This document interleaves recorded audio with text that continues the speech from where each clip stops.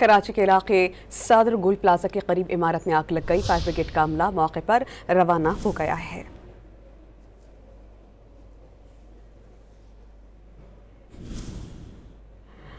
Fire brigade का अमला मौके पर रवाना हो गया। इंतहाई इब्तदाई मालूमात है, ताहाल कुछ भी नहीं कहा जा सकता इस हवाले से कि आग लगने की वजूहात क्या हैं। फायर ब्रिगेड के अमले को तलब कर लिया गया है ताकि बर वक्त इस आग पर काबू पाया जा सके, ताकि नुकसान कम से कम हो। कराची के इलाके सादर गुल प्लाजा के करीब इमारत में आग लग गई। फायर ब्रिगेड का अमला मौके पर रवाना हो गया है।